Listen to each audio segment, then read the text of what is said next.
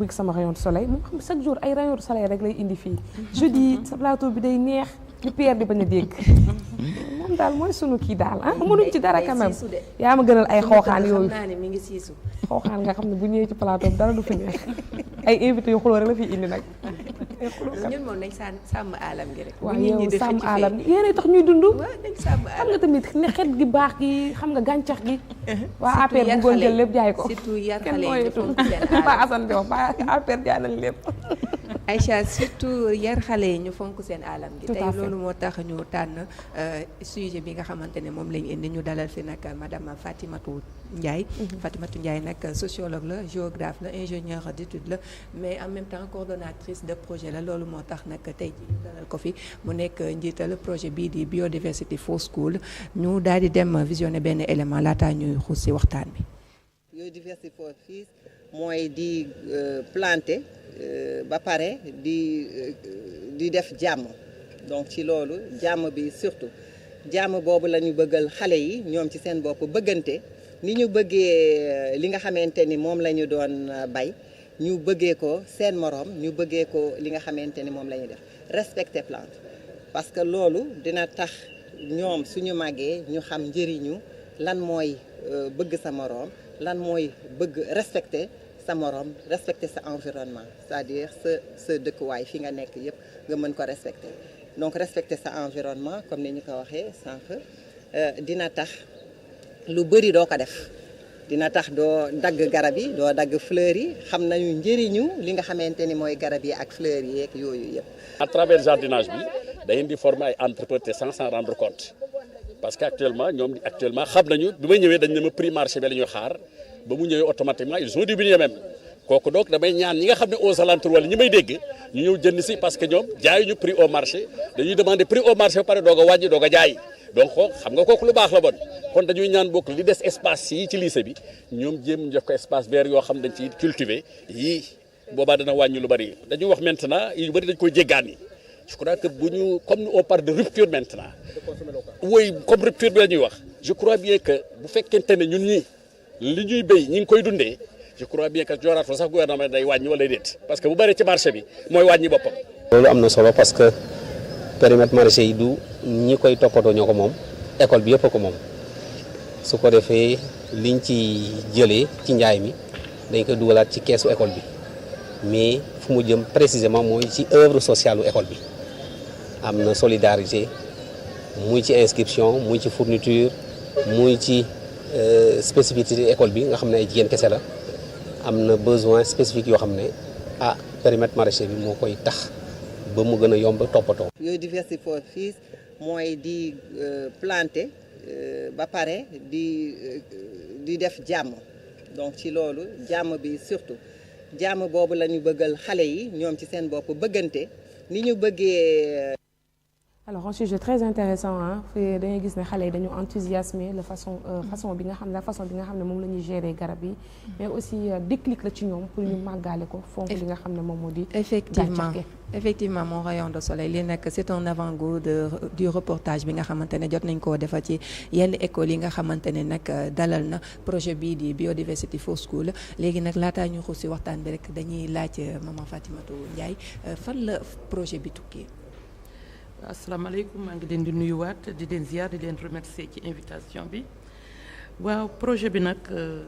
dafa am benn processus boo xamante ne nii dama koy bëgg rappeler tout le temps projet bi tëbatu tëb rekk ñëw xam man jàngalekat laa woon préscolaire laa nekkoon léegi sama borom dogal ma reprendre les études bi ma reprendre études yi et tout dem def sociologie pendant des années après léegi nag benn bis ci dans le cadre ci sama ay kii ni ñu koy waxee ci ay mission ma participer woon à la réconciliation nationale ci génocide Rwanda bi ma gis fa nag benn xale bu góor boo xamante ni daf doon ñëw c'est un bourreau mu ñëw di demander pardon benn comment dirais-je encore benn koo xamante ni victime la pendant une semaine saa bu ñëwee rek ndaw si day jooy ba du ko xool après nag le fait que muy jooy ba du ko xool benn jour avant ñuy pare suñu kii bi mu jël benn bouquet ay fleurs yu bari ay garab yu ay plantes yu bari daal yoo xam ne yii dañu yu bees la yu fraîche yenn yi c'est séché mu ñëw tendre ko may xool ci kanamu ndaw si une certaine résilience son muscle facial dégageait une acceptation xam ne da ngay leer ne baalu ko mais c'est comme si def na un pas elle ne pleurait plus affaire bi nag di ma jaaxal ci sama bopp ma ne waaw lan moo war a tax ba ay garab rekk ñu jox ko moom jooyatul mais plutôt elle est dans des dispositions de résilience affaire boobu nag poussé ma daal di ne non man nag il faut que ma jéem a dem def ay recherche ci lan mooy importance su gàncax ci suñu état psychologique loolu moo waral nag ma bindoon sur la nature comme instrument d'une culture de la non-violence et un outil de résilience sociale di ko expérimenter nag en Europe pendant ci benn école de communication mais il fallait faire une étude comparative au Sénégal ma ñëw bi ma ñëwee di ko fi def ma gis ne les réalités étaient différentes ndax fii Sénégal da nga doon gis ndóol bi may nag bala nga mën a wax environnement ak lépp pour ci xale yi fokk aussi nga mën a def de telle sorte que ndóol bi xaw a wàññiku moo tax projet bi c'est un objectif un peu global holistique c'est une approche holistique il y a l'éducation environnementale certes mais il y a la lutte contre la pauvreté en milieu scolaire looloo waral ñu def dans chaque école boo xam ne bénéficiaire ce qu'on appelle le fonds vert de solidarité donc loolu mooy genèse vraiment projet bi waaw autre élément fekk aussi dama doon jàppale école yi dans d'autres domaines ndax man comme ni ma leen ko waxee éducatrice préscolaire laa woon léegi bi ma jàngi jey ñëw demander à l'État pour mu réaffecter ma xam nga la lenteur administrative ma toog kenn affecté wu ma delluwaat léegi nag bi ma delluwaatee may liggéey pendant 18 mois ñu may fay salaire may tam ma ne xaalis bi moomuma ko ca ma ko lekkee bàkkaar la ci man ca bëgguma sama ak njaboot di hériter loo xamante ne c'est illicite ku ma laaj rek ne leen dama bëgg a delloo xaalis bi ñu ne ma koo koy delloo koo ko jox boo demee trésor koo ko fa jox mu lekk ko donc il fallait ma def ci lu baax ma ne nag naa ko delloo dans les écoles donc voilà les deux éléments yi tax may intervenir aujourd'hui dans les écoles voilà. fii à Dakar gis nañ ne lu toll ci 22 établissements jot nañoo bénéficier wu ci projet bi naka la tànneef gi demee naka ngeen di sélectionner écoles yi nga xamante ne. en fait c'est pas ñun ñooy sélectionner au vrai sens du mot tout au début c'était les inspections ak le ministère de l'environnement donc le centre d'éducation et de la formation environnementale au début ñoom ñoo doon sélectionner mais c'est les écoles qui expriment la demande ñoom dañuy bind ñun léegi ñu diligenté enfin au début c'était ñoom mais maintenant c'est les écoles qui nous écrivent dans la mesure où dañu signé benn convention de partenariat avec le ministère de l'éducation nationale et en plus Mamadou Talla avait vraiment apprécié le projet recevoir ñu et tout donc joxe woon des directives pour que ñu intégrer les écoles léegi nag ñun jaaratuñu ci inspection comme ñoom ñu tànn wala CFE tànn mais c'est les écoles qui nous écrivent tout le temps dañuy jot nag ay demandes yu bari mais on n'a pas les moyens pour satisfaire toutes les demandes donc ñoo ngi commencé projet bi ñi ngi ko lancé en 2019 au ministère de l'environnement et du développement durable. ci ban école ngeen ko njëkkee. Bambey. C'était la phase expérimentale foofu lañ ko njëkkee foofu moo tax sax bi ñu ko fa njëkkee def nañ fa arboriculture maraîchage mais aussi dañu defoon du volaille petit volaille donc aviculture léegi ñu introduiroon aussi de la pisciculture mais xam nga rek mi ngi noonu mais léegi école yu bari daal arboriculture ak maraîchage lañ fay def léegi nag gis nga yow xale yi ñooy récolter ñooy jaay donc l'éducation financière ñëw la solidarité entre élèves l'entraide parce que xam nga les revenus dans le fonds vert de solidarité les 25% reviennent à la ligne sociale et dans cette ligne sociale c'est l'achat des serviettes hygiéniques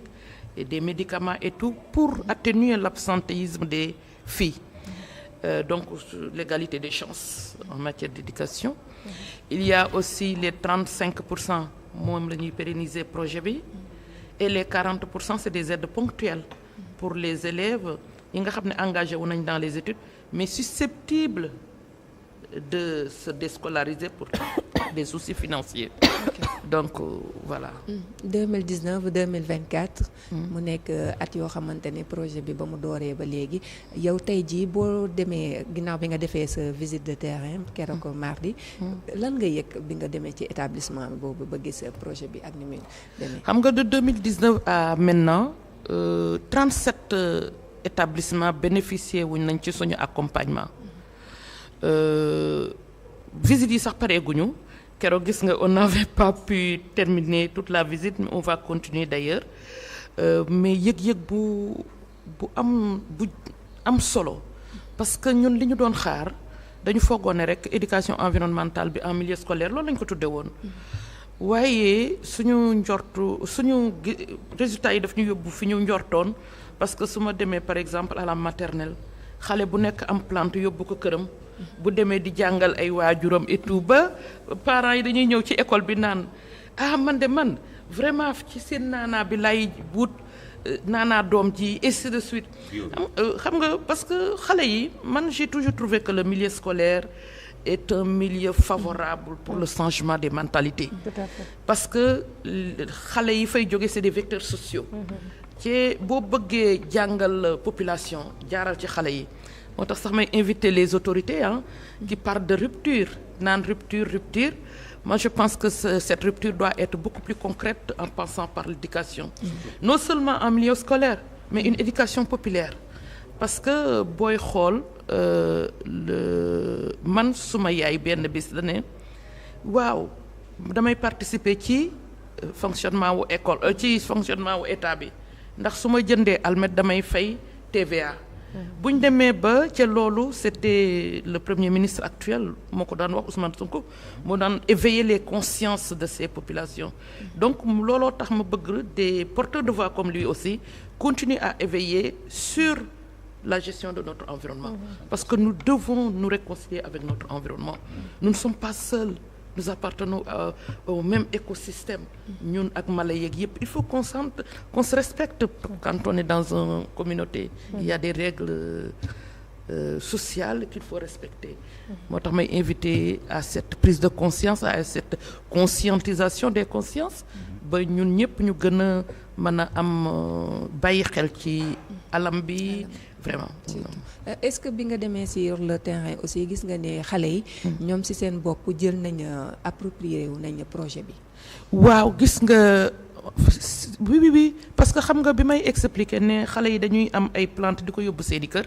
ça veut dire que buñ ko approprié woon duñ ko def. xam nga dañuy dem di bay am na mën naa joxe benn exemple sax benn élève boo xam ne booru Réfane la dëkk ci dans le département de Bambey lycéen la woon. dafa jàng affaire bi ci école bi dem yóbbu ko seen village di jàngal foofu villageois yi béy ba demoon nañu ba chaque samedi bu ñu heure récolte jotee les samedis dañuy def troc de légumes yow nga béy sa tomate kee béy ñambeem wala lii ñëli béy salade ak langam ngeen échangeante xam nga loolu dafay participer à ce qu'on appelle l'autosuffisance alimentaire mi ngi noonu parce que il y a des éléments yoo xam ne il faut que daal yow li ngay béy fierté la sax nga béy lekk surtout que li ñuy béy amul pesticide amul dara parfois ay niimaa yi sax xobu niimaa la ñuy jël trempé ko wala ñu baxal ko et tout dem génn ci des produits naturels laaj bi yu kenn xamul daal vraiment moo tax gis nga la dernière fois et en plus suñu béyee bay récolter non seulement les parents d'élèves dañuy jënd les professeurs mais les habitants yi nekk ci wetu école yi et ça franchement moi ça fait trop plaisir en fait vraiment man damay toog ba mujj damay sant yàlla daal wallahi lazim damay wax tout le temps alhamdulilah parce que mosuma woon xalaat ne dina egsi fii mosuma ko woon xalaat voilà comme yenn genre produit sax ak yeneen dëkk yu ci mel ni ay Chine ak yooyu déjà maternelle rek xale yi dinañu xam lan mooy importance su nature bi dañ leen di respecter ñoom seeni nu ñu koy waxatee sax seeni amusement yëpp daanaka c'est utile bu ñu génnee récréation li ñuy def c'est utile bu ñu ñibbee seen kër li ñuy def c'est utile à la fin ñun dañu war a mën a sax xool ci ñoom ngir mën a développer sunu kii et je dis que xale vecteur la boo xamante ne nii déclic lay créer après ci avenir am parce que moom mooy doon l'avenir moom la ñu war a imposer yenn nii comme mu màggaale ko pour mu xam ko parce que tey jii bu ñu xamee njëriñu gàncax xam nu ñu koy defee rek mooy waral tey suñu màggee respecter li nga xam ne moom moo di les règles sociales mais respecter également suñu nekkin ak gàncax yi respecter mala yi et tout te loolu yëpp je pense que xale yi moom moo ko war a démarrer non pas te xale rek mu nekk ci jardin d'enfants ayoo ne nekk fa di woy maamee voici maamee elle a 5 doigts loolu dañ ko war a dépasser xale dañ leen war a jox ay moment yoo xam ne dañuy xam moment de réveil la gis nga pour renforcer la sax am na ñaari borom xam-xam yu ci wax Piaget disait que un enfant qui joue c'est comme un chercheur dans son laboratoire xam nga ñun dañu naan xale baa ngay fo mais day jàng parce que boo gisee benn affaire ni tey nga xool ko rek yaa ngi fabriquer une image mentale boobu nag day dugg et léegi les schèmes s'assimilent et s'accommodent pour indi la une certaine intelligence loolu moo tax xale da nga war noo man di def ngay sujet yi nga bëgg yëpp mu porté ko bu nekkee mag da nga ko koy xel di wax bu nekkee xale comme nga bëgg sa doom di julli léegi bu amee 2 ans rek kaa ñu julli day julli bu woor jotee yow mën a goo woor man de maay woor yàlla lii la wax wala booy lekk nga ne ko boo waxut bismillah sa biir day metti de c'est psychologique noonu la suñu maam yi daan ñu yaree léegi bu ko defee bu demee ba bëgg a lekk ca waxut bismillah sax dana sama biir kon day metti wala bu biiram mettee mu ne dama fàttee wax bismillah loolu nag ngay jàngal sa doom mu kii ko am na keneen aussi ku wax Montessori moo daan wax ne tout se joue avant 6 ans. Maria Montessori. Tout se joue avant 6 ans. Donc, les 6 premières années de la vie de l'enfant sont tellement importantes que loo ci bëgg a def nga def ko ci. Même booy jàngal xale bi làkk même boo ko jàngal làkk période boobu du am interférence linguistique. Et un enfant peut apprendre 6 langues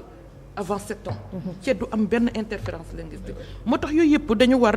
créer des dispositions yoo xamante ne nii dañuy gën a taxaw xale ñoŋal jàngale bi ba pare aussi mu bañ a nekk un choix alimentaire xam nga mais jàngalekat yu bari dañuy tayyel duñu chercher toujours dañuy répéter rek na ma yàlla balbalati ma li ñuy wax kii xawma tàngal ceeb nit ku ne loo def rek action boo def rek da nga war à la fin de la journée nga interroger waat ne waaw man yan erreur ci ne lan moo ci positif lan moo ci négatif pour améliorer waat ko te bu ñu koy jàngalee noonu suñu doom yi ba ci suñu biir kër léeg-léeg nga ne man de sama doom ji li mu def est-ce que da ngay remettre en cause yow sa éducation moo tax man vraiment pour alam bi ñu jox ko importance il faut que cette éducation ñu intégrer ko comme élément dans les curricula parce que voilà surtout ñun suñu projet bi se trouve son ancrage dans les 5 priorités de l'éducation le renforcement nu nga koy waxeeti des outils pédagogiques auprès des enseignants le milieu aussi tout ça toutes ces améliorations l'éducation financière xale yi ñooy jaayal seen bopp xam nga dañu dem fu ñu dem dañ fa def benn comité de pilotage léegi comité de pilotage bi regroupe enseignants yi jàngalekat yi et tous les acteurs autour de l'école même les collectivités locales par contre le comité de vente c'est uniquement 3 élèves déjà nga préciser yan produits la ñuy vendre rek yan produits la ñuy retrouver ci projet bi yan produits la ñuy retrouver ci projet bi tout ce qui est légumes et fruits il y a légumes fruits et aviculture yooyu yëpp légumes parce que dañu boole arboriculture et maraîchage dans la plupart des écoles ci xale yi ñoo koy def nag ba pare il y a aussi le système de parrainage d'une plante xam nga bu ko defee yow yaay foofu li ñu fiy développer mooy comment la responsabilité individuelle impacte la responsabilité collective tout à fait ndax yow tey bu ñu ñëwee bi garabu kuna la bi garabu Salma Ibrahima léegi moom mu ñëw ñoom yéen ñëpp ngeen am seeni garab mu ñëw ñii ñëwuñu arrosé moom mu ñëw arrosé bennam kese bàyyi yi ci des xam nga loolu c'est une responsable mi ngi assumer sa responsabilité individuelle mais l'objectif c'est la réussite dégg nga de ce îlot de cet îlot d'espèces végétales. xam nga bu boobaa bu ñu dee wax ne lii baaxul yéen ñépp lay incombé. léegi nag foofu c'est une prise de fi ñuy jàngal xale bi la prise de conscience collective. xam ne yéen ñépp yéen a koy bokk nga ne man de même bu fekkee ne kii ñëwul xaaral ma def lii. léegi nag loolu nag ñuy jàngal xale yi dafa macha allah man daal vraiment je suis très contente du projet. alors léegi est-ce qu'on peut s'attendre à une extension du projet ndax lan mooy mbébét bi daal fii ak ay. gën koo yaatal. dem ci kër yi sax. surtout quand on parle de. effectivement xam nga dem ci kër yi boole woon nañ ko ci tout au début waaye xam nga aussi ay moyens dafa laaj. yàlla xam na ne man depuis projet bi commencé 2019 ba léegi amaguñu financement fii. Sénégal kenn mësuñu fi financé lu dul benn ambassade mais su may wax loolu sax état bi laay wax. ci pourtant c'est nos premiers partenaires. financement yëpp fële lay jógee. donc suñ ministère de l'environnement. ñun ñuy gunge rek techniquement. parce que ñooy c'est la garantie institutionnelle en fait. ak le ministère de l'éducation nationale et les collectivités territoriales ce sont nos garanties ce sont nos garantes institutionnelles. waaye bu desul lu dul génn dërëm moom. mooy loolu mi ngi noonu moo tax nag projet bi tant ñoom daal bu ñu bëggee mu yokk. comme promesse yi fii talaa joxe woon. bu fekkee ne bëgg nañ mu yokk ñu def ko. bu ñu bëggul mu yokk man l'existant dama koy renforcer parce que je veux qu'on aille vers des fermes intégrées. ndax xoolal maternelle par exemple bu ñu récolter. goûter lañ koy def ça augmente l'alimentation de l'enfant. te ñoo koy toggal seen bopp. non man foofu boobu je suis très séduite par la maternelle. te d'habitude xale yi bëgguñu légumes. on a 3 maternelles dans le projet. on a 3 maternelles on a 12 élémentaires. On a 4 collèges je pense et on a 17 lycées. ci maternelle yi xoolal goûter jot ñu toggal seen bopp. dem récolter togg ñëw lekk pare dem yóbbul seen yaay. loolu lan moo ko gënal. te xale d'habitude bëggul légumes. day tax de la terre maîtresse de la terre au repas. léegi xale yi dañuy lekk légumes. xoolal ay batañse ban xale ko daan lekk léegi dañ leen koy defal frite d'aubergine. ak a neex frite d'aubergine yooyu yëpp non franchement man daal macha allah rabbi yal na yàlla defal ca te yokk ko. et puis c'est 100% bio. 100% bio moo tax may invité parents yi ñuy gën a dem ci école yi di jënd. alors ñu ngi koy jaajëfal bu baax a baax madame Fatimata Ndiaye en tout cas kontaan nañ trop yow tamit ajiko na sujet bi ngeen ni c'est très intéressant. xanaa di jooy waxtu bu ndaw rek. tey da nga ñuy comprendre. dañ ko gën a mën a yaatal. bien sûr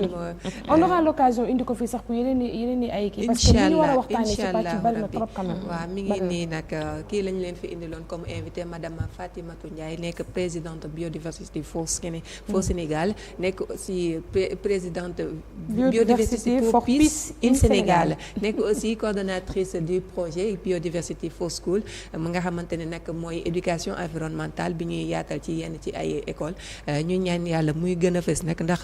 sàmm suñu aalam gi balaa ñu ko tàmbalee fenn yaakaar naa ne ci tout tànk lañ ko war a njëkkee. di ko jaajëfal bu baax a baax ci disponibilité bi. jaajëfal bu baax a baax yow tamit. di leen jaajëfal yéen ñëpp ci accueil bi. ça m'a fait vraiment plaisir de voir vos visages comme ça physiquement. merci j'ai aimé j'aime beaucoup cette émission bi. surtout moom nag moom daf may séduire tout le temps ndax xadar gi.